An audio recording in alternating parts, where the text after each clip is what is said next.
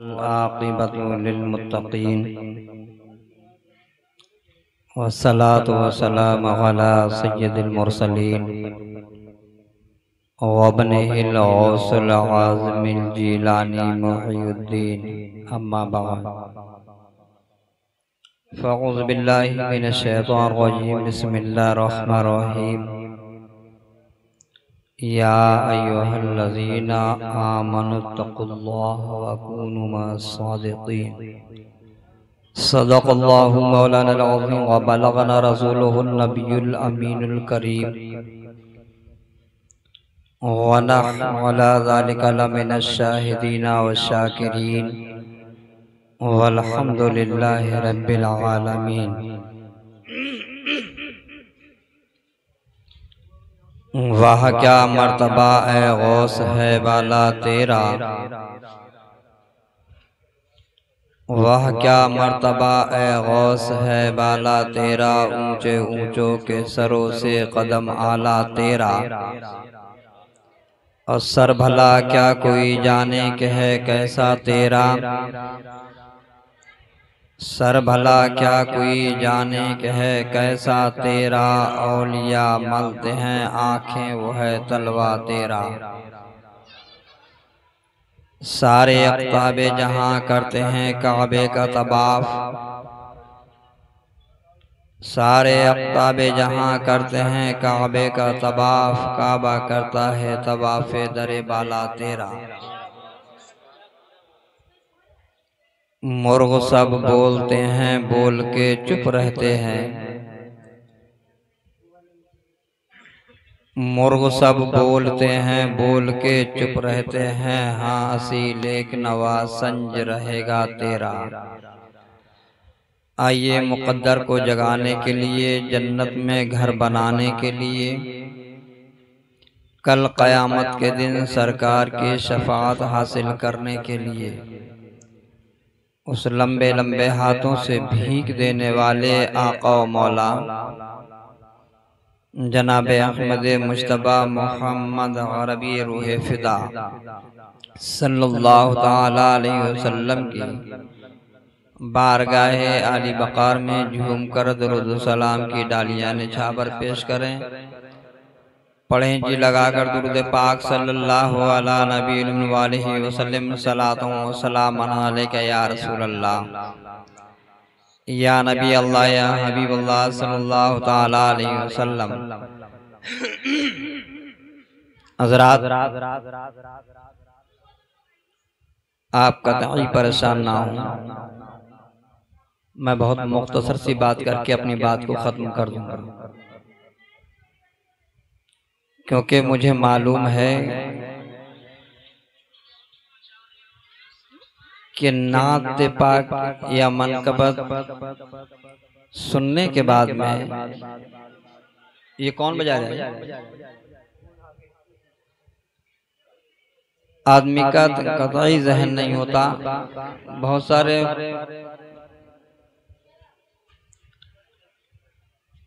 जो अच्छी फहम रखने वाले लोग होते हैं, बस उन्हीं का ज़हन ये होता है कि कुछ सुनने को मिल जाए, वरना आज का हाल ये हो चुका है हमारी कौम का कि मज़ामीर में बदल चुकी है।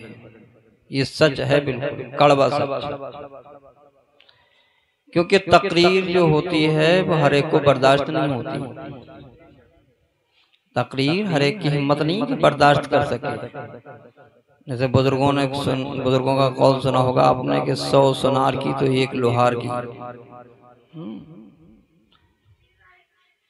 100 नातें हो जाएं, लग़्ज़िश नहीं आ सकती, शैतान गालिब नहीं आ सकते जल्दी उसके ऊपर। और जहाँ तकरीर शुरू हुई फौरन पेट में दर्द शुरू किया, अब भागो जल्दी से। हाँ, इसलिए कि ये रास्ता ही ऐसा है,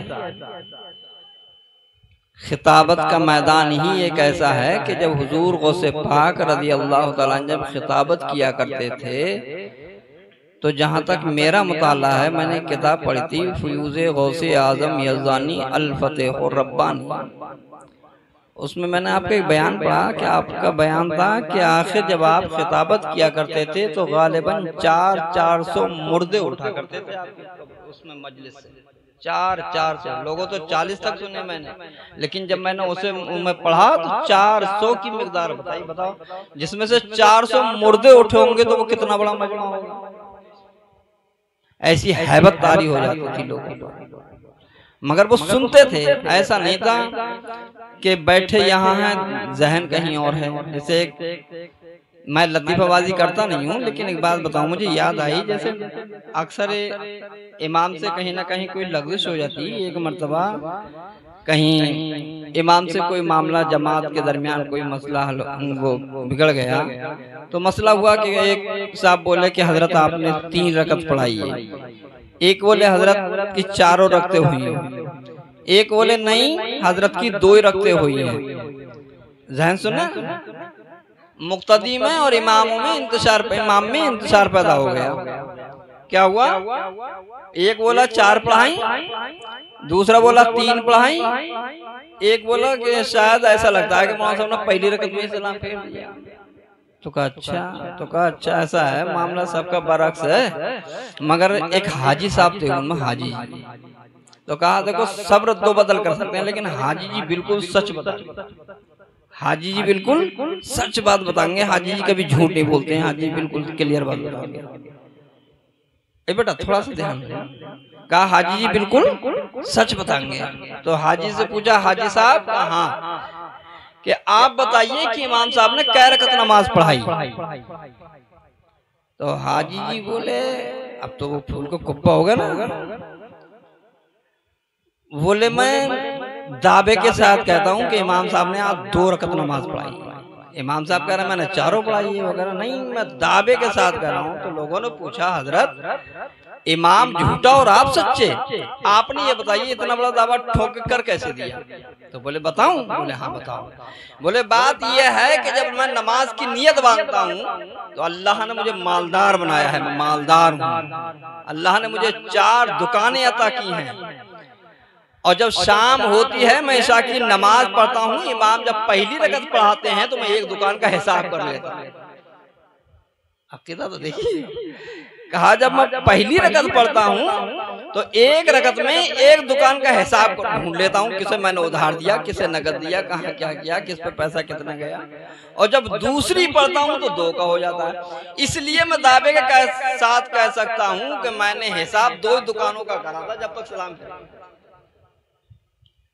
दावा तो देखो कितना सच्चा। तो ऐसा नहीं होना चाहिए, बल्कि हकीकत ये है कि ये देखो कहने वाला क्या कह रहा है। अगर ऐसे ही नजर मेरा हंसाना मुनासिब नहीं, मैं लतीफाबाजी नहीं करता हूँ, लेकिन बात मुझे इसलिए कहना पड़ी कि ऐसे वक्त में अब आपको संभालना बड़ा मुश्किल है, क्योंकि जब आंखें बंद और मुंह जब खुलना शुरू हो जाए तो समझ लीजिए लोग सुन नहीं रहे हैं, उनके खाना शुरू कर दिया। फिलहाल मैंने खुतबा मसनूना के बाद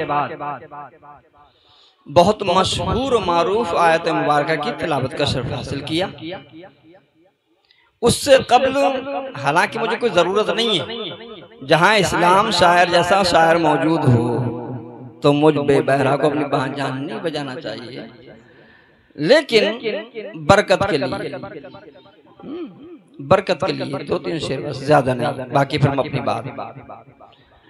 अगर आप कहो तो मैं पढ़ दूं, बड़ा मुश्किल से कुछ लोग कहेंगे कि कहेंगे इतना अच्छा पढ़ गया, अब तुम्हारी क्या जरूरत है, तुम तो अपनी बातें कर दे रहे होते। हाँ फिलहाल मैं बंद पेश कर रहा हूँ। शायर कहता है कि खुदा ने जिसको बख्शी है, अब मैं सबको नहीं कहूंगा, मेरा मतलब ये होता है कि समझते चलिए। मैंने जिसको कहा सबको नहीं कहा, अगर कोई लफ्ज पकड़ में आ जाए मुझे फौरन आगाह कर देना कि खुदा ने जिसको बख्शी है मोहब्बत गौसे आज़म की, खुदा ने जिसको बख्शी है मोहब्बत गौसे आज़म की। अब जिसे खुदा मोहब्बत गौसे आजम की बख्श दे, उसका अंजाम क्या होता है? मुलाज़ा कि खुदा ने जिसको बख्शी है मोहब्बत गौसे आजम की, तो उस पे हर घड़ी होगी, तो उस पे हर घड़ी होगी इनायत गौसे आजम की, तो उस पे नारे गौसियत मसलके आला हजरत गौसुल बरा आए अहले सुन्नत उस्तादो शोरा, नारे तकबीर, नारे रिसालत। तो उस पे हर घड़ी होगी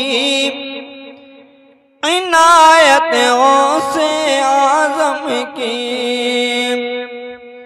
और अगर सच्ची मोहब्बत है, मोहब्बत के दो रूप होते हैं, एक होता है दिखावट, एक होती है हकीकत। कुछ ऐसी मोहब्बत होती हैं जो दिखाने की होती हैं, लोग देख लें हाँ ये हमसे मोहब्बत करते हैं। कुछ ऐसी मोहब्बतें होती हैं जो इंसान के दिल में होती हैं, उसे देख कोई नहीं पाता, बस सिर्फ उसके दिल से ही साबित हुआ। वो भले उसकी जबान खुले ना खुले, लेकिन उसका दिल गवाही देता है हाँ ये से मोहब्बत करता है। तो हुजूर गौसे आजम की मोहब्बत के ताल्लुक से शायर कहता है कि अगर सच्ची मोहब्बत है, अगर सच्ची मोहब्बत है जनाबे गौसे आजम से, अगर सच्ची मोहब्बत है जनाबे गौसे आजम से, अगर सच्ची मोहब्बत है जनाबे गौसे आजम से, अगर सच्ची मोहब्बत है जनाबे गौसे आजम से, तो किसी दिन ख्वाब में होगी, किसी दिन ख्वाब में होगी ज़ियारत गौसे आजम की, किसी दिन ख्वाब में होगी ज़ियारत गौसे आजम की। तो पता ये लगा, अगर हुजूर गौसे आजम की ज़ियारत से माला माल होना है तो गौसे आजम से सच्ची मोहब्बत करना होगी, दिखावट की नहीं, हाँ सच्ची मोहब्बत। तो किसी दिन ख्वाब में होगी ज़ियारत गौसे आजम की। और आखिरी मक्ता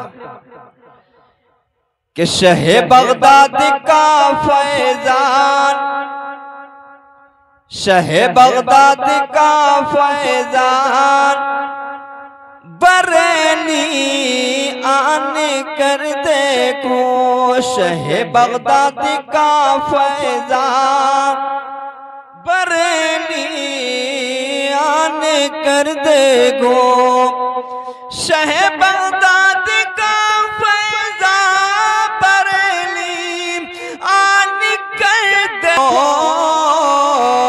शहे बगदाद का फैजान बरेली आन कर देखो,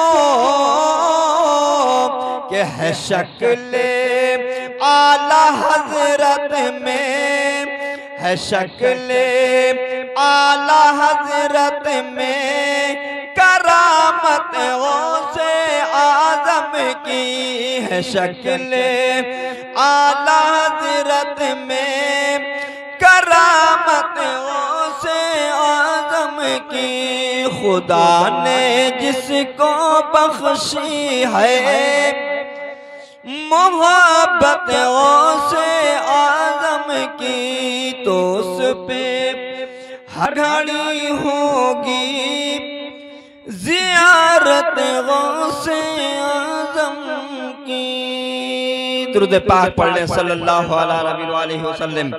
सलातो व सलाम अलैका या रसूलल्लाह या नबी अल्लाह या हबीब अल्लाह सल्लल्लाहु तआला अलैहि वसल्लम। रिश्ते तमाम दुनिया से दीवाना तोड़कर, रिश्ते तमाम दुनिया से दीवाना तोड़कर बज़्मे रसूले पाक में आता है दौड़ कर, और दर दर की ठोकरों के सिवा कुछ नहीं मिला सरकारे कायनात की चौखट को छोड़कर। दर दर की ठोकरों के सिवा कुछ नहीं मिला सरकारे कायनात की चौखट को छोड़कर। हज़रात, मैंने खुतबा मसनूना के बाद बहुत मशहूर और मारूफ आयत मुबारका की तिलावत का शर्फ हासिल किया। अल्लाह रब्बुल इज्जत कुरान मजीद फुरकान हमीद के अंदर इरशाद फरमाता है, या अय्युहल्लज़ीना आमनुत्तकुल्लाह व कूनू मअस-सादिकीन। ऐ ईमान वालो, अल्लाह से डरो और सच्चों के साथ हो जाओ। समझ में आ गई बात? अब ज़हन हाजिर कीजिए। अल्लाह ने क्या फरमाया? अल्लाह से डरो और सच्चों के साथ हो जाओ। अब मैं यहां पर दो बातें काबिल एतबार। सबसे पहली चीज तो यह है कि ये कुरान पाक है, इसमें अगर जो अपने आप को अगर कोई एतराज करे तो उसका खुद का तो एतराज हो सकता है, लेकिन एतराज नहीं होता। अल्लाह ने क्या फरमाया? ऐ ईमान वालो। मैंने बेवकूफी के दायरे में कहा, ए मालिको मौला, अरे तूने जो हुक्म दिया कि ऐ ईमान वालो अल्लाह से डरो, ज़हन हाज़िर कीजिए ना, समझ लीजिए। अल्लाह ने क्या फरमाया? ईमान वालो अल्लाह से डरो। मैंने बेवकूफी के दायरे में रब की बारगाह में इस्तगासा पेश किया कि होना तो ये चाहिए था, ए बेईमानो अल्लाह से डरो। मेरा एतराज नहीं, सोचता मौलाना तो कुरान पर एतराज करने लगे माज़अल्लाह, ऐसा नहीं, लेकिन मैं एक बेवकूफी के दायरे में बतला रहा हूं। अल्लाह ने फरमाया, एक तो ये जब तुम्हारी आती है तो ये समझ लीजिए तकरीर को खा जाती है। एक तो मुश्किल यह है कि मैं चाय पिलाने वाले को कुछ कह भी नहीं सकता। अगर मैं कुछ कहूं तो क्या पता किस वक्त क्या कर देगा। बड़ा मामला खराब है भैया। हाँ, थोड़ा लिहाज रखिए ताकि हमें कहने का नंबर ना आए, वरना तुम्हें मालूम है इतनी दारो मदार तुम पर नहीं है जितनी हम पर है। हाँ, इसलिए हम कुछ कह नहीं सकते। थोड़ा हमारी थोड़ी बात को समझ लीजिए भैया। हाँ, हम समझ रहे हैं इतना चाय पिलाने वाले पर, चाय वाले पर एतराज नहीं है जितना बोलने वाले पर एतराज है। हर कौम इसी पर हावी है। यूं समझिए जिस तरीके से हर शय इंसान की दुश्मन है, इसी तरीके से जिसके ज़मीर से इंसानियत निकल जाती है वो हर एक शय आलिमों का बागी बन गया है। हकीकत यहां तक पहुंच चुकी है। तो मैं जो बात कह रहा था, अच्छा चाय आ गई, ठीक है आप चाय पीजिए, लेकिन आपका तो वाकई पीछे वाला मोहल्ला गड़बड़ कर रहा है। हाँ, तो बात क्या थी? मैं जो बात कहना था, बात असल ये रहती है ना कि अगर जब बयान किया जाता है और अगर उसमें इंतशार पैदा हो जाता है तो जहन मुंतशिर हो जाता है, फिर ये चाहता है कि कहाँ बोला, कहाँ क्या कहना था, कहाँ क्या निकल गया। फिर क्या मौलाना को बोलना ही नहीं आता, मौलाना ऐसा बोल गए, मौलाना वैसा बोल गए, क्योंकि मौलाना पर तो उंगली बहुत आसानी से उठ जाती है ना। तो मैं बात क्या कह रहा था कि अल्लाह रब्बुल इज्जत ने कुरान मजीद में फरमाया, ऐ ईमान वालो अल्लाह से डरो। लेकिन मैंने रब की बारगाह में इस्तगासा किया, ये मालिको मौला तेरा फरमान सर आंखों पर है, लेकिन बेवकूफी के दायरे में मैंने सवाल किया, अल्लाह तूने ईमान वालों से कहा, होना ये चाहिए था ए बेवकूफो, ए बेईमानो तुम अल्लाह से डरो। इसलिए कि जो ईमान वाला होता है वही तो अल्लाह से डरता है। अगर वो ये कह देता बेईमानो तुम अल्लाह से डरो, तो रब फरमाता नहीं, मैं बेईमानों से नहीं कहूंगा कि बेईमानो तुम डरो। मैंने कहा क्यों? मैंने रब की बारगाह में इस्तिग़ासा किया, मौला आखिर तूने बेईमानों से क्यों नहीं कहा, ईमान वालों से क्यों कहा ईमान वालों तुम डरो? मैंने कहा बेईमानों से क्यों नहीं, बेईमानो तुम डरो? का नहीं। मैंने क्या क्यों? कहा कि हसन अगर तुझे इसका जवाब लेना है तो तुझे अब यहां कहीं और जाने की जरूरत नहीं है, बल्कि मकतब के अंदर चला जा। कहा?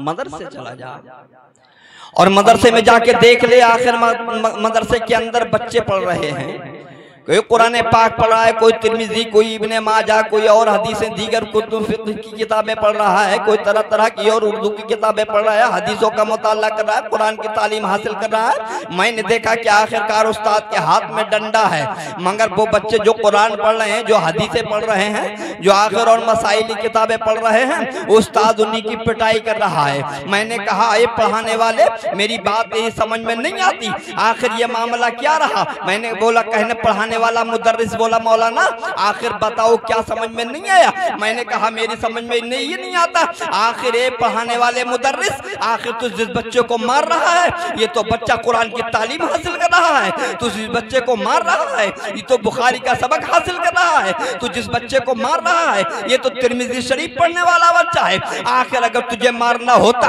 उन जाहिल बच्चों को मारा होता जो अपने माँ बाप की बेहुरमती करते हैं, अगर तुझे मारना ही था उन बच्चों को मारा होता जो बच्चे चौराहों पर आखिर ताश और शतरंजबाजी में मुब्तला रहा करते हैं, अगर तुम्हें मारना ही था उन बच्चों को मारा होता जो बच्चे जुआ में अपना वक्त गुजारा करते हैं, अगर तुम्हें मारना ही था उन बच्चों को मारा होता जो शरीयत के खिलाफ काम करते हैं। ए पढ़ाने वाले मुदर्रिस, बात यह होना चाहिए थी, ये बच्चे तो दर्से हदीस हासिल कर रहे हैं, दर्से कुरान हासिल कर रहे हैं, मगर इन्हें क्यों मारा जा रहा है? अगर मारना ही था तो उन बच्चों को मारा होता जो आके चौराहों पर शरीयत के खिलाफ काम कर रहे हैं। पढ़ाने वाला मुदर्रिस कहता है नहीं नहीं मौलाना तुमने समझा नहीं, आखिरकार मैं उन्हें नहीं मारूंगा। कहा क्यों? कहा मैंने पूछा आखिर इसकी वजह क्या? तो कहने लगा वजह यह है कि आखिरकार जब मैं इन्हें मार रहा हूँ, मेरे मारने का मतलब यह है कि मैं जिस बच्चे को मारूंगा जब ये कुरान की तालीम हासिल कर रहा है, कुरान पाक ये पढ़ रहा है, जब ये कुरान में मैं इसे मारूंगा तो अगर यहाँ से सबक हासिल ना हो दूसरी जगह फिर चला जा और वहां से सबक हासिल कर ले। मैंने एक कुम्हार को देखा कि उसने बर्तन बनाया, और जब बर्तन तैयार हुआ और होने के बाद में मैंने उसके पास एक ठप्पा देखा, वो आके उसे बहुत हर तरफ से कूट पीट रहा था। मैंने उससे पूछा ये क्या कर रहा है? तो कहा मैं इसलिए कर रहा हूँ कि मैं जब इस बर्तन को अच्छी तरीके से ठोक पीट करके इसके अंदर जितनी भी आखिर शिकवे होंगी, जितने इसके अंदर बल टिपड़े होंगे, जहां जहां ये दबा हुआ होगा ये अपनी असल हालत पर आ जाएगा, और जब ये सही हो जाएगा ये अपनी अच्छी कीमत देकर जाएगा। यहीं से पैगाम मिल गया। पढ़ाने वाला मुदर्रिस कहता है मैं इन बच्चों को इसलिए मार रहा हूँ ताकि ये बच्चे कुट पिट करके शरीयत मुताहरा पर ऐसे जम जाएं कि एक करबला का यजीद नहीं, अगर दुनिया का कोई पलीद अगर इस बच्चे को शरीयत से हटाना चाहेगा तो ये बच्चा अपनी जान तो दे सकता है, लेकिन शरीयत मुताहरा से इसका नारे तकबीर, नारे रिसालत, नारे गौसियत, मसलके आला हजरत, जश्ने गौसुल बरा, उलमाए अहले सुन्नत, नारे तकबीर, नारे रिसालत। अब मसला समझ में आ गया? वारे बा मौला तेरा एहसान, क्या बात तूने समझा दी। अगर काश अल्लाह रब्बुल इज्जत ये फरमा देता कि हे बेईमानो तुम डरो, तो बड़ा जहन मुंतशिर हो जाता। लेकिन वारे वाह मेरे खालिक कायनात, तो रब ने क्या फरमाया? ए ईमान वालो अल्लाह से डरो।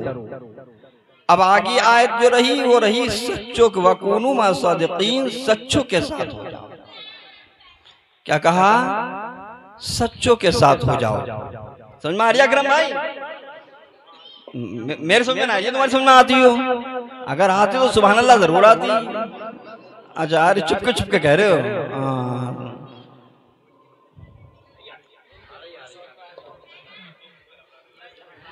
तो बात क्या रही, रब ने दूसरी आयत में क्या फरमाया, सच्चों के साथ हो जाओ। अब ये सच्चों के साथ में अल्लाह ने क्यों रहने का हुक्म दिया, अब मैं इस पर थोड़ी सी बात कर दूं, फिर मैं अपनी बात को वहीं ले जाऊं जहां मुझे पहुंचना है। अब ये जो दूसरी सच्चे की बात आई, सच्चों के साथ हो जाओ, तो इसका सीधा साधा सा मफहूम ये है कि तुम जैसे की सोहबत में रहोगे, तुम जैसे की सोहबत में रहोगे, तुम जिसके साथ रहोगे तुम वैसे ही हो जाओगे। अगर तुम नमाजी के साथ रहोगे नमाजी हो जाओगे, चुगलखोर के साथ रहोगे चुगलखोर हो जाओगे, बागी के साथ रहोगे बागी हो जाओगे, आखिर चाबलोस के साथ रहोगे चाबलोस हो जाओगे, आखिर तुम जिस बद्दीन के साथ रहोगे बद्दीन हो जाओगे, अगर तुम किसी अल्लाह वाले के साथ हो जाओगे तो तुम अल्लाह वाले हो जाओगे। ये तो मतलब यानी अल्लाह तबारक व तआला का आप कुरान पढ़िए और पढ़कर फिर उसे समझिए तो यकीनन आपके गुलशन ईमान में बाहर पैदा हो जाएगा। कुरान पढ़ना कमाल नहीं, कुरान पढ़कर के समझना कमाल होता है। पढ़ने को तो हर कोई पढ़ लेता है, वो आज वो भी सुना होगा, पढ़ लेती हैं जारा बा मारा दा द्वारा बा वगैरह। हमारी बहू बहुत अच्छा पढ़ी, एक एक लफ्ज इज्जत पढ़ रही है, एक एक लफ्ज बड़ा अच्छा कुरान पढ़ लेती है वो तो इज्जत से, तो वो भी मगर समझ में नहीं क्या है। सही बात यह है कुरान को कुरान की तरह पढ़ो, मजा जब ही आएगा, है नहीं। कुरान को अगर कुरान के तरीके से नहीं पढ़ा मजा नहीं आएगा। तो क्या कहा मैं, सच्चों के साथ हो जाओ, तुम जैसे के साथ रहोगे वैसे ही हो जाओगे। अब मैं एक बात बताऊं, आओ मैं आपको पीराने पीर की तरफ लेकर के चलूं। लोग मुंतजिर हैं इस चीज के कि आखिर अभी तक वो बात कोई नजर नहीं आई। हुजूर गौसे पाक पीराने पीर रोशन ज़मीर, अब जहन हाजिर कीजिए, मैं करामत गौसे आजम बयान करने जा रहा हूं।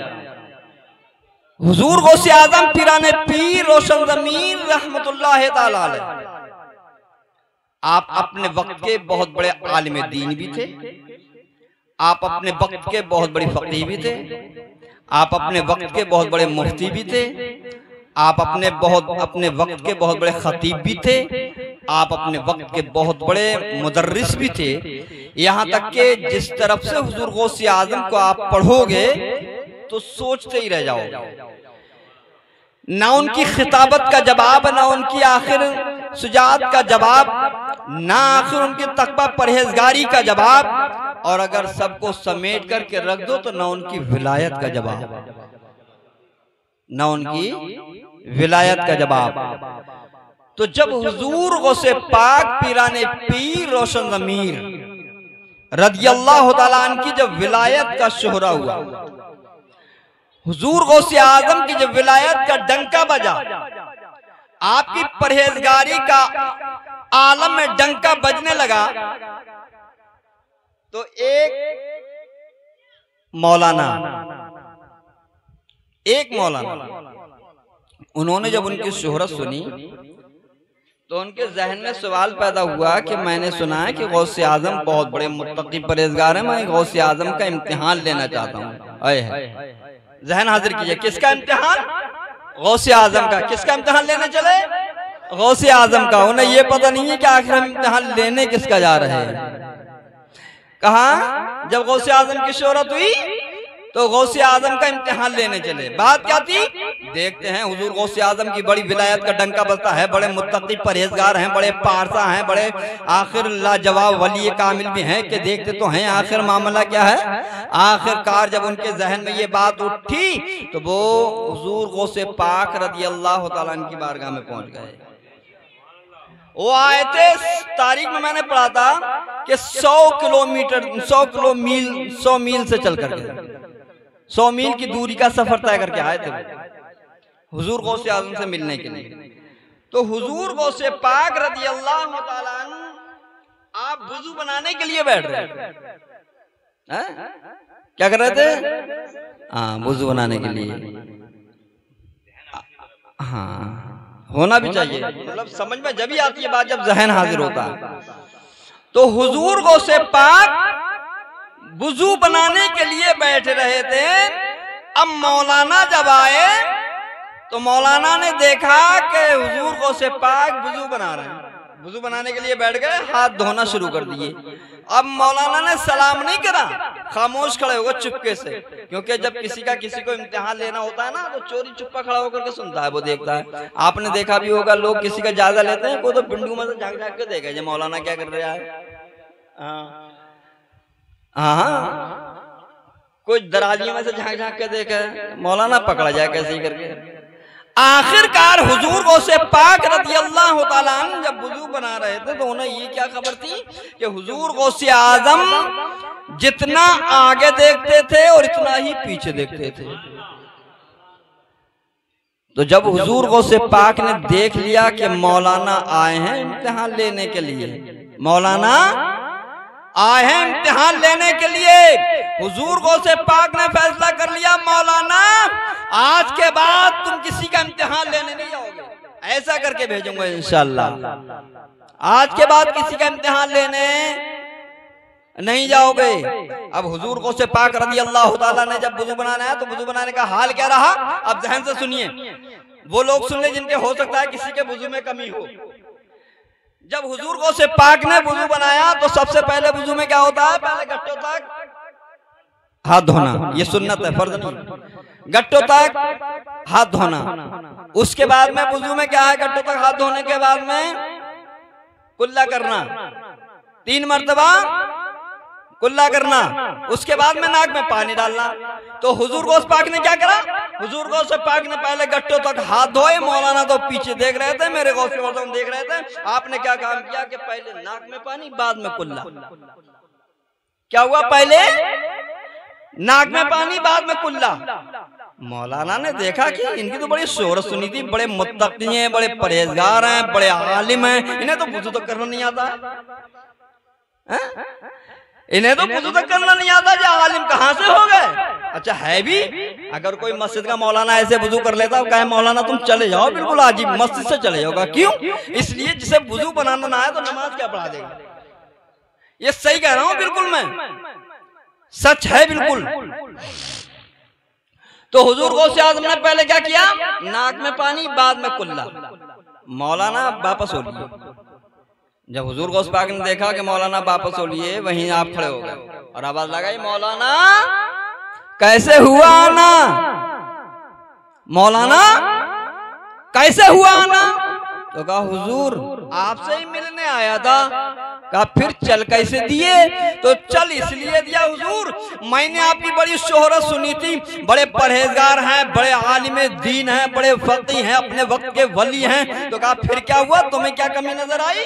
तो कहा कमी ये नजर आई, जिसे वुजू करना ना आया तो वो बताओ कितना बड़ा आलिम होया, जिसे वुजू ना आता हो। अब कह किससे दिया उसने, गौसे आजम से। किससे कहा, गौसे आजम से। हिम्मत तो देखो, गौसे आजम ने कहा कि जिसे वुजू बनाना ना आए तो कितना बड़ा आलिम होगा। तो गौस पाक ने फरमाया अच्छा। तो कहा मौलाना तो तुम बता दो, मौलाना तुम बताओ। तो कहा मसला ये है कि जब पहले गट्टों तक हाथ दो तो पहले कुल्ला बाद में नाक में पानी, पहले कुल्ला बाद में नाक में पानी। तो हुजूर गौसे पाक ने फरमाया क्या दिखा दोगे, क्या फरमाया, क्या दिखा दोगे, ऐसा है। तो कहा हुजूर मैंने आज तक जितनी किताबें मेरे पास हैं, मेरी पूरी लाइब्रेरी के अंदर जितनी किताबें हैं, और जब जब जहां जहां बाबे वुजू आता है तो उसमें मसला यही है कि पहले कुल्ला बाद में नाक में पानी। तो कहा अच्छा, आपकी लाइब्रेरी की तमाम किताबों में यही कहा। तो हुजूर गौसे आज़म ने फरमाया अच्छा अभी जरा देर ठहरो। हुजूर गौसे पाक ने आंखों को बंद किया और चंद लम्हा गुजरे, मौलाना की जितनी किताबें थी एक कान में सब मंगा ली। एक कान में मौलाना की पूरी लाइब्रेरी को मंगा लिया, और मंगाने के बाद में कहा मौलाना निकालो तो जरा अपनी किताबों में से कहां पर क्या है। अब मौलाना ने पहली किताब खोली, बाबे वुजू निकाला। तो जब बाबे वुजू निकाला तो देखा कि पहले नाक में पानी बाद में कुल्ला। मौलाना झंझला गया, किताब एक तरफ रख दी, दूसरी किताब उठाई, उसे देखा तो उसमें भी पहले नाक में पानी बाद में कुल्ला। किताब वो भी झुंझला कर रख दी। आखिर किताबें मौलाना देखते रहे, किताबें मौलाना की, तरीका बड़े पीर का। किताबें मौलाना की, तरीका बड़े पीर का। अब किताबें रखते रहे, यहाँ तक के मौलाना ने तमाम किताबों को ढूंढ लिया, तमाम किताबों को ढूंढ लिया। हर किताब में मसला वही निकला जो गौसे आजम फरमा रहे थे। मौलाना पहले नाक में पानी, बाद में कुल्ला। अब तमाम किताबों को रख दिया और रखने के बाद में गौसे आजम ने फरमाया, मौलाना अब बताओ आखिर वुजू के अंदर क्या है, पहले नाक में पानी है या के पहले कुल्ला है? तो कहा, बड़े पीर मैंने मान लिया, ये बात अपनी जगह है, लेकिन बात वही सही है जो मैं कह रहा हूं। मैं जो कह रहा हूं बात वही सही है। कहा मानोगे नहीं? कहा नहीं। कहा अच्छा, तो कहा फिर कैसे मानोगे? कहा आप दिखाओ। तो हुजूर गौसे आजम ने अपनी लाइब्रेरी में जो किताबें थी वो मंगा ली, और मंगाने के बाद में जब दिखाया तो उसमें भी तरीका वही बड़े पीर का। पहले नाक में पानी, बाद में कुल्ला। पहले नाक में पानी, बाद में कुल्ला। आखिर जब ये मामला रहा, मौलाना झुंझला गए, और झुंझलाने के बाद में कहा, बड़े पीर ने बताओ मौलाना मानते हो कि नहीं? कहा नहीं मानूंगा। कहा मानोगे नहीं? कहा नहीं मानूंगा। तो कहा मैं तुम्हें किताबें तुम्हारी दिखा रहा हूं, उसमें मानने को तैयार नहीं। अपनी किताबें दिखाई, उससे मानने के लिए तैयार नहीं, फिर बताओ तुम मानोगे कैसे? तो कहा अच्छा मौलाना ऐसे नहीं मानोगे, अगर मैं तुम्हें लौहे महफूज पे दिखा दूं तब मान जाओगे? तो कहा दिखाओ। कहा दिखाओ। कहा अच्छा। कहा ऊपर देखो। हुजूर गौसे आजम ने एक नजर विलायत डाली, मौलाना की आंखों को खोल दिया। जब एक नजर विलायत डाली तो देखा, जब नजर उठाई तो देखते रह गए। कहा मानते हो कि नहीं? कहा नहीं, अभी नहीं मानूंगा। कहा अगर नहीं मानते हो तो अब ऐसे नहीं मानोगे। बुजुर्गों की कहलावत ना कि जब सीधी उंगली से घी ना निकले तो फिर टेढ़ी करना पड़ेगा। हुजूर गौसे पाक ने फरमाया, मौलाना मानते नहीं? कहा नहीं मानूंगा। कहा अच्छा, आपने कहा कि जमीन फट जा, मौलाना को पकड़ ले। जमीन फटी, मौलाना को पकड़ लिया, मौलाना कमर कमर जमीन के अंदर, मौलाना कमर कमर जमीन के अंदर। अब मौलाना से बड़े पीर ने कहा, बोलो मौलाना मानते हो? नहीं। पहले कुल्ला के नाक में पानी। कहा हुजूर पहले है कुल्ला ही, नाक में पानी, बाद मानोगे नहीं? कहा नहीं मानूंगा। अच्छा। कहा कि जमीन और जमीन और फटी, मौलाना गले तक। अब तो कुछ सोचोगे एक बार मौलाना और करिए, मर जाए, इसका किस्सा ही खत्म हो तो सही रहे। हुज्जत ही मौलाना पल्ले पड़ गया कि मौलाना के मरने पर तो सब खुशी मनावे हैं कि न जो हो ना कोई समझाने वाला हो। अब मौलाना गले गले तक जमीन में। हुजूर गौसे पाक ने फरमाया, मौलाना मानो, बताओ पहले नाक में पानी या कुल्ला? तो कहा हुजूर पहले है कुल्ला, बाद में नाक में पानी। कहा नहीं मानोगे? कहा नहीं मानोगे। तो अच्छा देखो मैं तुम्हें एक और आखिरी चांस देता हूं। कहा देख। कहा कि आप लौहे महफूज पर देखो। अच्छा तुम जब लौहे महफूज पर देखा तो मौलाना ने खुद पढ़ लिया, हुजूर गौसे आजम ने नजर विलायत डाली तो लौहे महफूज पर भी यही तरीका लिखा हुआ था कि पहले नाक में पानी, बाद में कुल्ला। पहले नाक में पानी, बाद में कुल्ला। मौलाना से कहा, बोलो मौलाना मानते हो कि नहीं? कहा नहीं मानूंगा। कहा उसे देखकर भी नहीं मानते? कहा वो लिखा अपनी जगह ठीक है, लेकिन मैं जो कह रहा हूं बात मेरी ठीक है, मैं जो कह रहा हूं बात मेरी ठीक है। तो जब मौलाना ने जब बराबर इनकार करते रहे, गौसे आजम की बात को मानने के लिए तैयार नहीं, हुजूर गौसे पाक ने जज्ब के आलम में जमीन से कहा, ए जमीन तू मौलाना को छोड़ दे।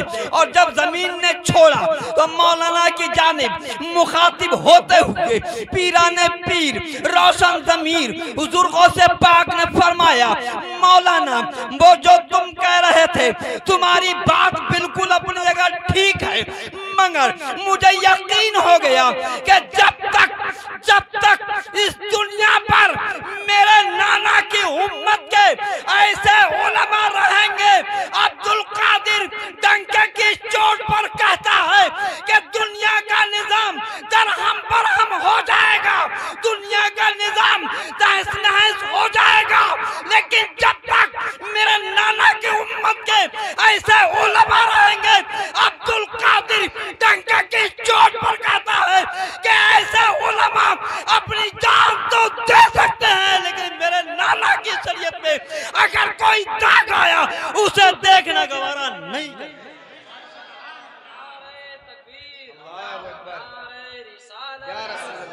या गौस के आला हजरत जश्ने गौसुल वरा नारे तकबीर हजरत बात समझ में आ रही है? खत्म कर लिया क्या? अच्छा एक शेर ये तो शेर ना चल रहा है, बगैर शेर की चल रही है।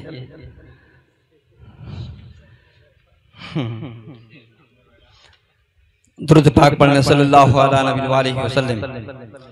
सलातो व सलाम अलैका या रसूल अल्लाह या नबी अल्लाह या हबीबुल्लाह सल्लल्लाहु तआला अलैहि वसल्लम। मेरा मतलब ये है कि बात को समझो, अगर समझा नहीं तो बेकार, कितना ही कुछ कर लीजिए, अगर समझ में ना आई तो कोई फायदा नहीं। तकरीर थोड़ी हो, समझ ज्यादा हो। तो मैंने जो आयत पढ़ी क्या था उसका मतलब? सीधा साधा सा, ऐ ईमान वालों अल्लाह से डरो और सच्चों के साथ हो जाओ। तो जो सच्चों के साथ हो जाता है तो वो सच्चा हो जाता है। तो ये तमाम सच्चों में से सच्चा अगर देखा जाए तो उन्हीं सच्चों में से ये सच्चा बड़े पीर गौसे आजम रोशन ज़मीर हुजूर गौसे आजम का कोई जवाब नहीं। हुजूर गौसे आजम का कोई जवाब नहीं। वली तो बहुत सारे आए और आते रहेंगे, लेकिन हुजूर गौसे आजम के जैसा वली ना आया और ना सुबह कयामत तक आएगा। आला हजरत इमाम अहले सुन्नत फाज़िल बरेलवी ने उसी की मंजर कशी की आप फरमाते हैं कि सर भला क्या कोई, सर भला क्या कोई जाने के है कैसा तेरा। सर भला क्या कोई जाने के है कैसा तेरा। सर भला क्या कोई जाने के है कैसा तेरा। अरे औलिया मलते हैं, औलिया मलते हैं, आंखें वो है तलवा तेरा। औलिया मलते हैं, आंखें वो है तलवा तेरा। और सारे अक़ताब जहां करते हैं काबे का तवाफ। सारे अक़ताब जहां करते हैं काबे का तवाफ। काबा करता है, अरे काबा करता है तवाफ दरबाला तेरा। काबा करता है तवाफ दरबाला तेरा। अरे मुर्ग सब बोलते, बोल के चुप रहते हैं। मुर्ग सब बोलते, बोल के चुप रहते हैं। हाँ असीले के नवाब संज रहेगा तेरा। क्या मतलब? हुजूर गौसे आजम पीरा ने पीर रोशन ज़मीर बचपन का जमाना है। हुजूर गौसे आजम के बचपन का जमाना, उस वक्त के एक वली कामिल थे हजरत मोहम्मद जाम रहमतुल्लाह ताला अलैह। कौन? मोहम्मद जाम रहमतुल्लाह ताला अलैह। हुजूर गौसे आजम का बचपन का जमाना, हजरत मोहम्मद जाम रहमतुल्लाह ताला अलैह तकरीर कर रहे थे। जब आप तकरीर कर रहे थे हुजूर गौसे आजम के बचपन का जमाना, हुजूर गौसे आजम उस महफिल में आए।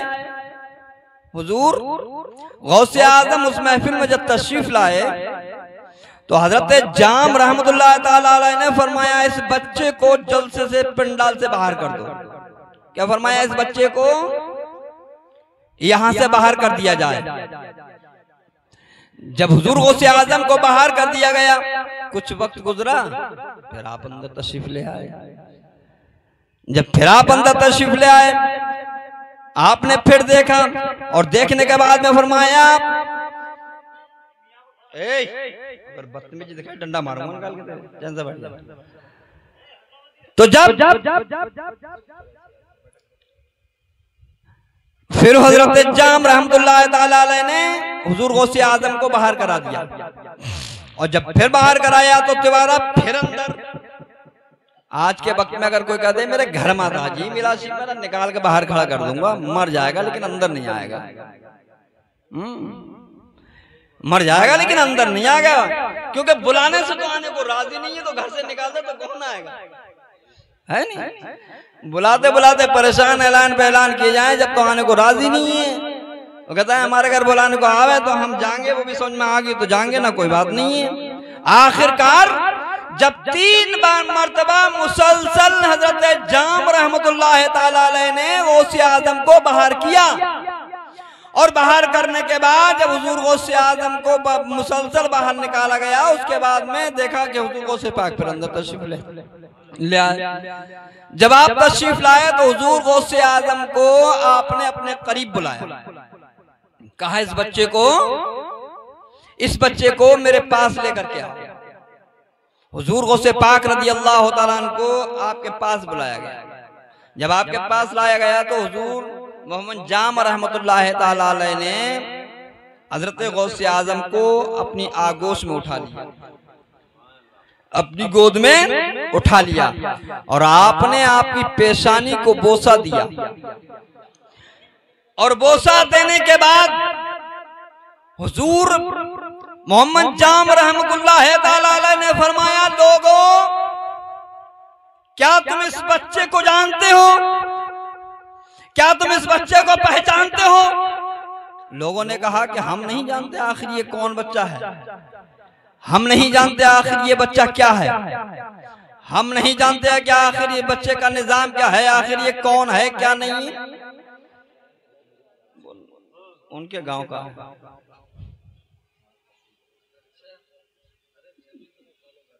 तो जब हुजूर मोहम्मद जाम रहमतुल्लाह ताला अलैह ने आपकी पेशानी का बोसा लिया और लोगों की जानिब मुखातिब होते हुए कहा कि लोगों इस बच्चे को पहचानते हो? कहा हम नहीं पहचानते। कहा कि मैं तुम्हें ये पहचान कराना जानता हूं और ये चाहता हूं कि देखो ये बच्चा मेरे बाद अपने वक्त का कुतुबुल अख्ताब होगा। वली बहुत आएंगे, विलायत के मुर्ग आएंगे और बोलते रहेंगे, लेकिन जब इस बच्चे का मुर्गे विलायत बोलेगा तो ऐसा बोलेगा कि बोलने वालों की जबानें तो बंद हो जाएंगी, लेकिन ये बच्चे का मुर्गे विलायत ऐसा बोलेगा कि सुबह कयामत तक बोलता रहेगा। इसलिए आला हजरत को कहना पड़ा कि मुर्गो सब बोलते हैं, बोल के चुप रहते हैं, मुर्गो सब बोलते हैं, बोल के चुप रहते हैं, हासिल के नवाब संज रहेगा तेरा, हासिल के नवाब संज रहेगा तेरा। ये हुजूर गौसे आजम की जात है, ये हुजूर गौसे आजम का मुर्गे विलायत ऐसा बोलेगा कि इसकी आवाज को कोई रोकने वाला नहीं। तो जरूरत इस बात की है कि अल्लाह रब्बुल इज्जत ने हमें अगर किसी का चहीता बनाया तो किसका बनाया? कि हुजूर गौसे आजम का बनाया। अल्लाह से दुआ करो कि खालिक कायनात हमें और आपको सबको हुजूर गौसे आजम का सच्चा पक्का जानिसार बनाए और सही मायनों में उनसे मोहब्बत करने की तौफीक और रफीक अता फरमाए। इसलिए कि रब ने फरमाया, हदीस पाक में सरकार ने फरमाया कि दुनिया में जो जिससे मोहब्बत करेगा उसका हश्र उसी के साथ में होगा।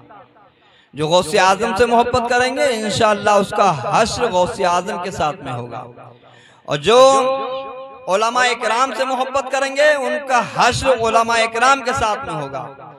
और अगर जो जैसे लोगों से जुड़ेंगे, जैसे लोगों से मोहब्बत करेंगे तो उनका हश्र उन्हीं के साथ में होगा। मैं किसी का परोपकंडा नहीं करता, एक ही बात पर मेरा फैसला है, अच्छों से मोहब्बत करोगे तो अच्छों के साथ उठाए जाओगे और बुरों से मोहब्बत करोगे तो बुरों के साथ में उठाए जाओगे। समझ रहे मेरी बात? तो आज ये जो महफिल को जो सजाया, जो अकरम भाई ने आज इस महफिल को जो सजाया है, इन्होंने अपनी मोहब्बत का सबूत देने के लिए इस महफिल को सजाया। मगर अकरम भाई अब भी पता नहीं कहां पर हैं। वो हैं बैठे यहीं पर लेकिन हैं कहीं और।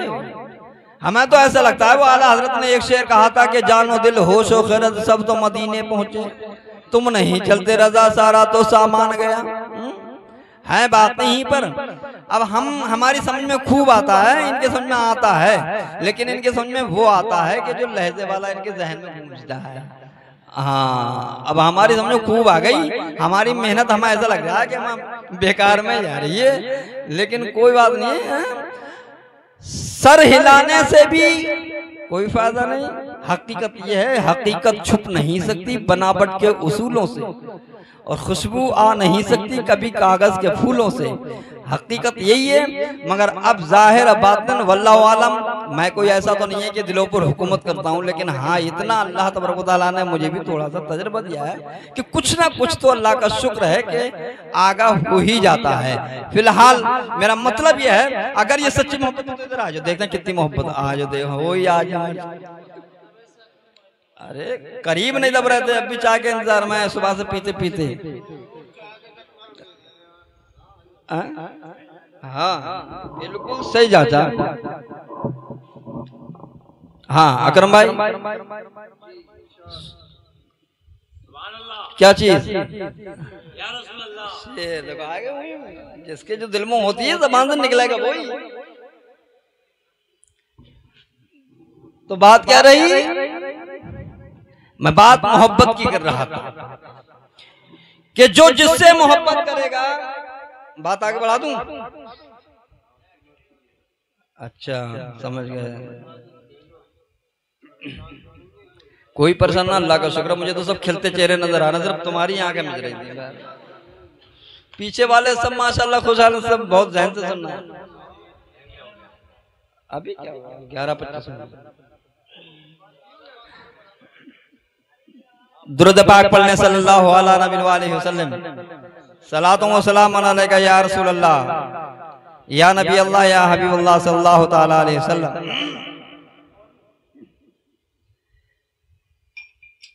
किसी ने कहा था चलो आला हजरत की शमशीर लेकर करो कुफ्र का खात्मा धीरे धीरे। नबी को बशर जो कहे अपने जैसा पटक कर दबा दो गला धीरे धीरे। फिलहाल अब चाय भी पियो धीरे धीरे, लेकिन थोड़ा जहन भी जरा जाओ धीरे धीरे। देखते हैं कितना सुनते हो धीरे धीरे और कहाँ तक जहन पहुँचता है तुम्हारा धीरे धीरे। हजरात ये धीरे धीरे है, और धीरे धीरे की जब बात आती है तो बड़ा धीरे धीरे वाला एक हमारा शायर गुजर चुके हैं। किसी शायर ने कहा था कि करेंगे नबी जो करम धीरे धीरे। करेंगे नबी, चाय पे ध्यान है क्या? अब भी करेंगे नबी जो करम धीरे धीरे, तो मिट जाएंगे सारे गम धीरे धीरे। और गुलामे नबी गोर में सो रहा है, फरिश्ते हटाएं कफन धीरे धीरे। अब मैं अपनी बात को आगे बढ़ा रहा हूं धीरे धीरे। हाँ जहन हाजिर कीजिए, धीरे धीरे। समझ रहे ना कि हुजूर गौसे आजम पीराने पीर रोशन ज़मीर इनके बहुत चहीते, और बज़ाहिरी एतबार से जब उनका मामला शुरू को था तो अपने वक्त के बहुत बड़े डकई, बहुत बड़े डाकू, जिसे दुनिया अब्दुल्ला के नाम से जानती और पहचानती। हजरत अब्दुल्ला ये अपने वक्त के बहुत बड़े डाकू थे, और एक इनके दोस्त थे जाफर। कौन? हाँ वो जाफर की बात नहीं कर रहा हूँ जिसे समझ तो हजरत ज़ैनुल आबिदीन के जाफर बोन आते। हाँ लोग टकरा जाते हैं कहीं। तो एक थे जाफर और एक थे अब्दुल्ला। ये वक्त से पहले का इनका मामला था। ये दोनों बहुत बड़े अपने वक्त के डकई थे, बहुत बड़े डाकू। तो एक मर्तबा का जिक्र कहते हैं कि जब अल्लाह तबारक व तआला किसी की किस्मत के सितारे को बुलंद करना चाहता है तो उसे अच्छों के करीब जोड़ दिया करता है। ये उनकी अच्छों की पहचान होती है। अगर तुम्हें अच्छों से मोहब्बत होने लगे तो समझ लेना कि अल्लाह तबारक व तआला तुम्हारे साथ है, तुम्हारे साथ हमदर्दी चाहता है। और अगर तुम्हारा दिल अच्छों से हटने लगे तो समझ लेना अब तुम्हारे दिन अच्छे के नहीं, बल्कि अब तुम पर कोई ना कोई मुसीबत आने वाली है। हाँ, बुरे दिन आने वाले हैं। और अगर तुम्हारा दिल अच्छाइयों से जुड़ने लगे तो समझ लेना कि मेरा रब मुझसे राजी हो गया। ये उसके राजी होने की सनद है। जब हजरत अब्दुल्ला अपने वक्त के बहुत बड़े डक्कई थे, एक मर्तबा का जिक्र है कि रात को आप सो रहे थे, किस्मत बेदार थी। किस्मत बेदार थी, रात में देखा कि अल्लाह के नबी सल्लल्लाहु अलैहि वसल्लम की ख्वाब में ज़ियारत हुई। और जब आपको ज़ियारत होती है तो हालत ख्वाब में आपने देखा कहने वाला कोई कह रहा है, अब्दुल्ला कब तक इन गुनाहों की दलदल में फंसे रहोगे, कब तक इन मुसीबतों के गार में फंसे रहोगे, उठो। क्या तुम्हारे लिए अभी तौबा करने का वक्त करीब नहीं आया?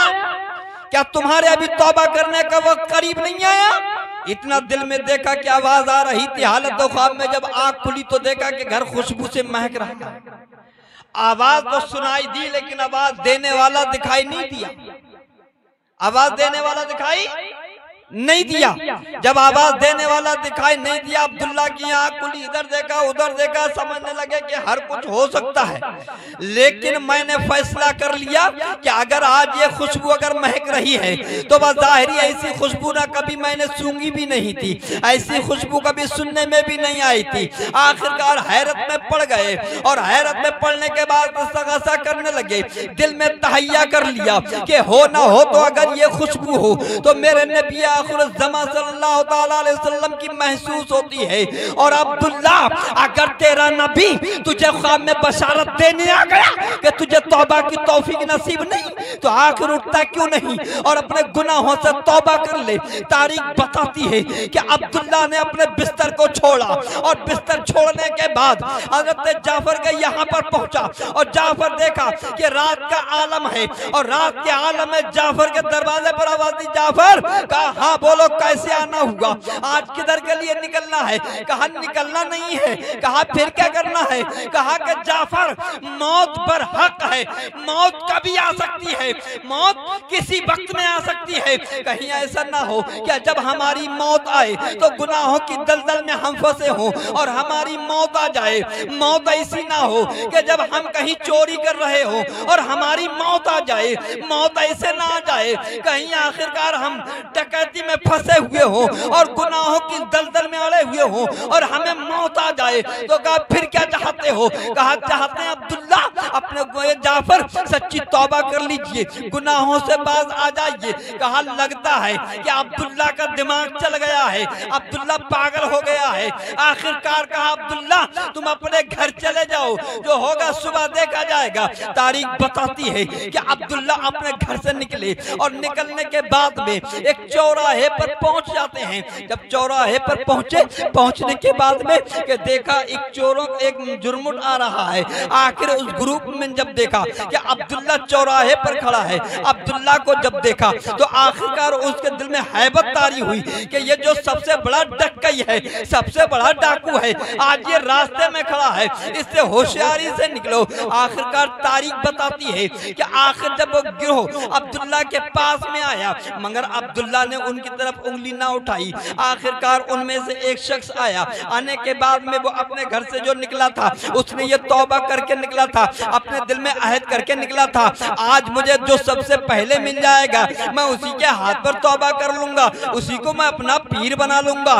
तारीख बताती है कि जब वो शख्स अपने घर से बाहर निकला तो देखा सबसे पहला मुकाबला अगर हुआ तो अब्दुल्ला डाकू का मुकाबला हुआ। अब्दुल्ला डाकू चौराहे पर खड़ा था, उसने अब्दुल्ला डाकू के पैरों को थाम लिया और पैरों को थामने के बाद में कहने लगा, ए अब्दुल्ला, आखिरकार है मेरे पीर, अब मुझे अपने दामन करम में ले लीजिए, मुझे अपना मुरीद बना लीजिए। अब्दुल्ला ने जब देखा कि आखिर ये तो मेरे पैरों को थामे हुए है, आखिर से कैसे निजात पाई जाए, इससे कैसे रिहाई पाई जाए। अब्दुल्ला ने कहा, ए मेरे पैरों को थामने वाले, आखिर सुन, क्या तुझे पता नहीं है कि आखिरकार मैं कोई अल्लाह का वली नहीं हूँ, मैं कोई आलिम दीन मुत्तकी नहीं हूँ, मैं कोई आखिर मुत्तकी परहेजगार इंसान नहीं हूँ, मैं तो एक नामवर डाकू हूँ और तू मेरे पैर पकड़े हुए है। कहा कुछ भी सही, मुझे मालूम है कि जो अल्लाह वाले होते हैं वो अपना बचाव के लिए ऐसे ही लफ्ज बोलते हैं, वो अपना बचाव करने के लिए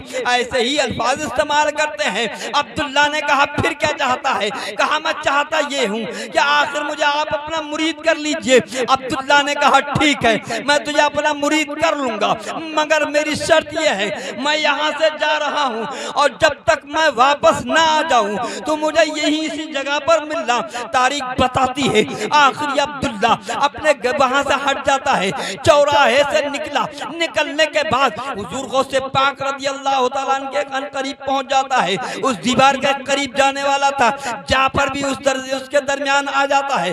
जाफर ने कहा अब्दुल्ला आखिर कहाँ जा रहे हो? कहा आज हमारा मकसद जो है आज ऐसी जगह चोरी करने का नहीं है। कहा फिर कहाँ करनी है? कहा मैंने देखा है अब्दुल कादिर जिसका नाम है, बड़े पीर जिसका नाम है, बहुत रऊस आजम है, अपने वक्त का बहुत मालदार है। कहा तुम्हें कैसे पता? कहा मुझे ऐसे पता है कि मैंने हुजूर गौसे पाक को बड़ा बड़ा कीमती कपड़ा पहने हुए देखा है, इसलिए कि जब गौसे आजम जो कपड़ा पहनते हैं उस कपड़े को देखकर बादशाह वक्त भी हैरान रह जाता है और कहता है ए अब्दुल कादिर आखिर इतना कीमती कपड़ा कहाँ से लाते हो, इतना कीमती कपड़ा कैसे तलाश करते हो? हुजूर गौसे पाक फरमाते हैं ए आगे सवाल करने वाले सुन, ए बादशाह सुन, आखिर हकीकत यह है कि मेरा रब जो मुझे चाहता है वो पहनाता है, मेरा रब जो चाहता है वो मुझे खिलाता है। मैं अपनी रब के मर्जी के बगैर ना कभी खाता हूँ और ना कभी इतना कीमती कपड़ा पहनता हूँ। कहा फिर ये कपड़े का क्या करते हो? आखिर तुम ही तो कहते हो, तुम्हारे नबी का फरमान है कि ज्यादा फजूल खर्ची करने वाला शैतान का भाई है।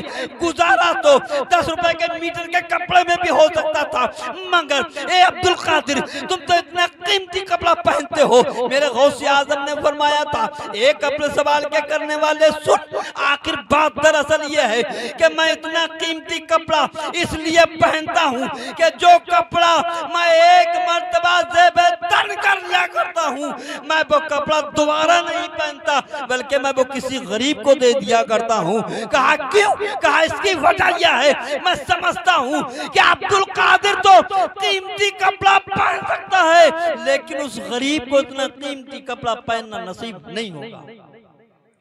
क्या आज हमारा भी यही मिजाज है?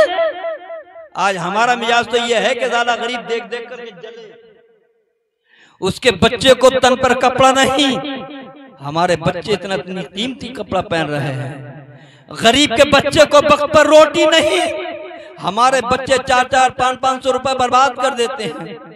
गरीब मोहल्ले में परेशान, उसके बच्चे को फाकों पर नंबर, लेकिन तेरे बच्चे इतना खाना बर्बाद कर देते हैं कि 2-4 कुत्ते खा करके चले जाते हैं। तो मेरा मतलब यह है कि हमारा मिजाज भी यही होना चाहिए। अगर हमारा खाना अच्छा हो, अपने पड़ोस में देख लो कि कोई गरीब तो नहीं है, उसके यहाँ पर देख लो कि आखिर हमारे यहाँ तो गोश्त पक्का है। शरीयत का मसला यह है कि अगर तुम्हारे यहाँ पर कोई अच्छी चीज पक्की हो तो उस गरीब पे यहाँ पर पहले पहुंचा दो, ताकि वो जो खरीद नहीं सकता तुम्हारी वजह से उसके बच्चों को खाने को मिल जाएगी। मगर आज हमारा मिजाज उल्टा नजर आ रहा है। अगर हमारे यहाँ पर 2 किलो सेब आ जाए तो चौराहे पर उसी के दरवाजे पर जाकर के खाएगा, ताकि इसलिए कि इसके बच्चे को दिखाया कि देख ले कि तुझे मैसर नहीं है।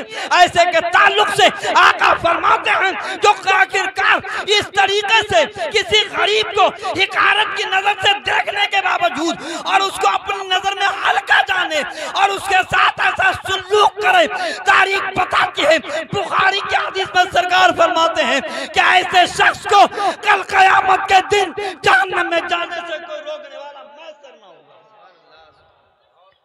जिसने किसी गरीब के दिल को दुखाया, तारीख बताती है, आका फरमाते हैं मेरा दिल दुखाया, और जिसने आका का दिल दुखाया फरमाया कि इसने रब का दिल दुखाया। और जब जिसने रब का दिल दुखाया तो दुनिया उसे जो चाहे कहे, लेकिन मेरी नजर में न वो आज ईमान वाला है न कल कयामत के दिन वो ईमान वाला। तो बात क्या चल रही थी? अब्दुल्ला की बात कहीं से कहीं निकल चली जाती है। आखिरकार जब हजरत अब्दुल्ला ने, अभी तक आप दौलत ईमान से माला माल नहीं हुए थे, अभी तक आप डक्कई थे, डक्कई डाकू। जब उसी वक्त में उसने कहा कि तुम यहीं खड़े रहना, मैं आता हूं। अब अब्दुल्ला हुजूर गौसे पाक पीराने पीर रोशन ज़मीर के मकान के करीब पहुंचे। उसी दरमियान में हजरत जाफर भी पहुंच जाते हैं। जाफर से कहा, जाफर कहा देखिए गौसे आजम के मकान की दीवार बहुत ऊंची है, कहा रस्सा फेंका जाए और रस्सा फेंक करके मकान के अंदर उतर जाना चाहिए। और मैं मकान के अंदर उतर रहा हूं और जब मैं रस्सा हिलाऊं तो तुम रस्सा खींच लेना, समझ लेना मेरा काम हो गया। अब्दुल्ला ने जाफर से कहा कि जाफर, जब मैं मकान के अंदर पहुंच जाऊं और जब मैं रस्सा हिलाऊं तो समझ लेना काम हो गया, और रस्सा खींच लेना, मैं वापस आ जाऊंगा। तारीख बताती है कि अब्दुल्ला मकान के अंदर रस्से के जरिए उतर गए। और जब मकान के अंदर पहुंचे तो मैंने तो पहले ये बात बता दी कि दुनिया में जो जिससे मोहब्बत करेगा उसका हश उसी के साथ में होगा, जैसों के साथ में रहोगे वैसा ही हो जाओगे। तो तारीख बताती है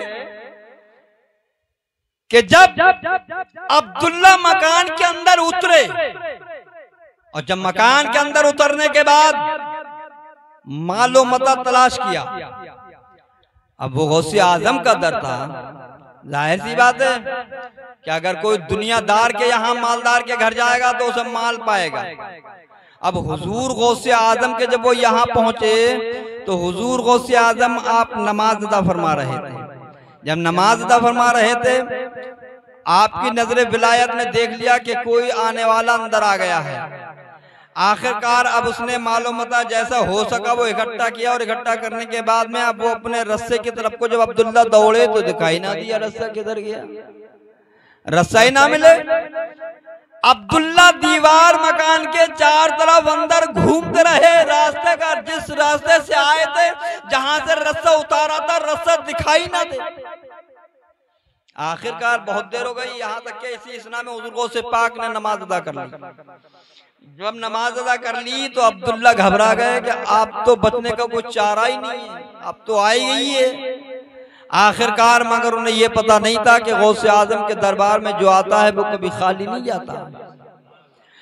हुजूर गौसे पाक ने देख लिया कि अब्दुल्ला मकान के अंदर मौजूद है। आपने अब्दुल्ला को अपने करीब बुलाया, आवाज लगाई, अब्दुल्ला। अब्दुल्ला के पसीने छूट गए। अब तो जब मकान मालिक आवाज देकर के आवाज दे ले तो जाहिर सी बात है, एक तो यह है कि पहचाना गया, दूसरी बात यह है कि पकड़ा गया। तो जब आपने आवाज लगाई अब्दुल्ला इधर आओ, अब जाएगा कहां निकल करके, अब तो ऊंट पहाड़ के नीचे है ना, इतनी ऊंची दीवार कूद सकता नहीं। घर में खुद मकान मालिक खुद जाग रहा है, अब जाएगा कहां। आखिर बहाल अफसोस हुजूर गौसे आजम की बारगाह में पहुंच गए। हुजूर गौसे पाक ने अब्दुल्ला से पूछा, अब्दुल्ला कैसे आना हुआ? कहा हुजूर आना क्या था, आप तो जाहिर भी जानते हैं और बातिनी भी जानते हैं, आप तो जाहिर भी जानते हैं और बातिनी भी जानते हैं। तो कहा फिर? कहा हुजूर आप खुद ही जानते हैं तो फिर मेरे बताने की जरूरत क्या है। अब जहां मेरा जहन जा रहा था बात उसे कल होगी इंशाल्लाह, कल प्रोग्राम फिर एक जगह और है। तो आखिरकार कहा कि अब्दुल्ला आखिर आने का मतलब बताओ। तो कहा हुजूर आया था, घर से निकला था माल चोरी करने के लिए, इसलिए कि चोरी करना मेरा पेशा है, चोरी करना मेरा पेशा है, चोरी करना मेरा काम है। तो कहा फिर हो गई चोरी? कहा हुजूर चुराता क्या, देखा तो था ही नहीं कुछ, आखिर चुराता ही क्या, मैं तो भागने का रास्ता तलाश कर रहा था जब तक हुजूर आपने आवाज दे दी। तो कहा फिर? तो कहा बात यह है कि आखिरकार जब आप जाना ही चाहते हो, लेकिन अब्दुल्ला अब जब तुम यहाँ आ ही गए हो, मुझे मालूम है अगर तुम किसी मालदार के घर में जाते तो तुम्हें माल जरूर मिलता, खाली नहीं जाते। मगर अब्दुल कादिर की ये तारीख रही है कि अब्दुल कादिर के यहाँ पर जो भी आया है कभी खाली नहीं गया है। अगर अब्दुल्ला आज अगर तुम आ गए हो तो जाओ, आज तुम्हें भी खाली नहीं भेजा